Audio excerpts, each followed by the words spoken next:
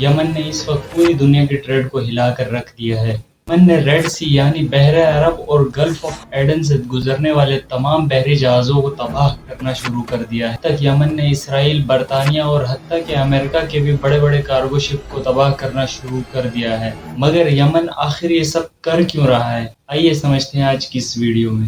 اس کہانی کی شروعات ہوتی ہے 7 اکتوبر 2023 سے، کہ جب حماس کی ملٹری نے اسرائیل پر اچانک ایک تاریخی حملہ کیا۔ اس میں دیکھتے ہی دیکھتے حماس نے اسرائیل پر 5000 سے زیادہ میزائل داغ دی، جس کے بعد اسرائیل کی کچھ گلیاں یوں دکھائی دینے لگی۔ حماس کے لیڈر ابو عبیدہ نے اس جنگ کو مسجد الاقصی فلڈ کا نام دیا۔ اسرائیلی میڈیا کے مطابق حماس نے صرف 20 منٹ کے اندر 3000 سے زیادہ راکٹ اسرائیل پر داغ دی۔ آخر حماس نے اتنا بڑا منصوبہ کیسے بنایا جس کی اسرائیل کو کانوں کان خبر بھی نہ ہوئی؟ اسرائیل کے پاس دنیا کا سب سے ایڈوانس ایئر ڈیفنس سسٹم موجود ہے، جس سے وہ آنے والے کسی بھی راکٹ کو ہوا میں ہی بلاسٹ کر سکتا ہے۔ اور دوسرا کی انٹیلیجنس ایجنسی، جو کہ دنیا کی تیسری سب سے پاورفل انٹیلیجنس ایجنسی موساد ہے۔ آج کے اس منصوبے کی اسرائیل کو کوئی خبر نہ تھی۔ اس کے بعد اسرائیل کے ایئر ڈیفنس سسٹم اور موساد پر بہت سے سوالیہ نشان اٹھنے لگے۔ اسرائیل کا میڈیا پوری طرح آزاد ہے، وہ گورنمنٹ کے کہنے پر نہیں چلتا، بلکہ جو سچ ہوتا ہے صرف وہی چلتا ہے۔ حماس کے اس اٹیک کے بعد ہزاروں اسرائیلی سیویلینز نے پروٹیسٹ کیا اور نیتن یاہو سے ریزائن دینے کا مطالبہ کیا، جس کے بعد 8 اکتوبر 2023 کو نیتن یاہو نے اسے ایک وار ڈکلیئر کر دی، جس کے بعد اسرائیل اور حماس میں ایک تاریخی جنگ کا آغاز ہوا۔ اسرائیل ایک نیوکلیئر پاور کنٹری ہے جس کے ایکٹیو سولجر کی تعداد ہی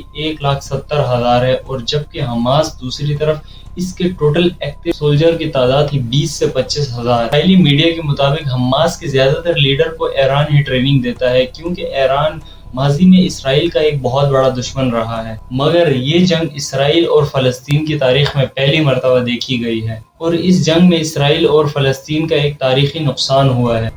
اس جنگ میں 2000 سے زیادہ اسرائیلی سیویلینز کی جان جا چکی ہے، جس میں پولیس آفیسر سے لے کے ملٹری آفیسر بھی شامل ہیں۔ اس جنگ میں سب سے زیادہ نقصان فلسطین کے سیویلینز کا ہوا ہے۔ ویکیپیڈیا کی ایک ریسنٹ رپورٹ کے مطابق اب تک 35,000 فلسطینی شہید ہو چکے ہیں، جس میں زیادہ تر چھوٹے بچے اور عورتیں شامل ہیں۔ ورلڈ بینک کی ایک رپورٹ کے مطابق اس جنگ میں غزہ میں ہونے والے نقصان کے صرف انفراسٹرکچر کی بات کی جائے تو اس کا نقصان 18 بلین تک کا ہوا ہے۔ بات کا اندازہ آپ اس چیز سے لگائیں کہ پچھلے 7 مہینوں میں غزہ میں کتنی بمباری ہوئی ہے۔ آخر یمن نے کیوں بحر عرب پر جانے والے شپس پر پابندی لگانا شروع کر دی ہے؟ یمن شروع سے ہی فلسطین کو سپورٹ کرتا ہے، اور اسی وجہ سے یمن نے فلسطین میں جنگ بندی کا مطالبہ کیا ہے۔ اور سب سے مین، یمن نے اس وقت جس پوائنٹ پر کارگو شپس کو نشانہ بنانا شروع کیا ہے، یہ سب سے مین پوائنٹ ہے، اور یہیں سے دنیا کی 10% ٹریڈ ہوتی ہے۔ اس ٹریڈ روٹ کو سب سے زیادہ استعمال اسرائیل، ایتھوپیا، جارڈن اور سوڈان استعمال کرتے ہیں۔ یمن نے حال ہی میں کئی اسرائیلی کارگو شپس کو ہائی جیک کیا ہے، اور کئی برطانیہ اور امریکہ کے شپس کو بیچ سمندر میں ہی تباہ کر دیا ہے، جس کی وجہ سے دنیا کی کئی بڑی بڑی کمپنیز نے اپنے اس ٹریڈ روٹ کو چینج کر دیا ہے، جس کی وجہ سے ان کو اب اچھا خاصا فیول پڑتا ہے، اور ان کی ٹریڈ کو بھی بہت نقصان ہوتا ہے۔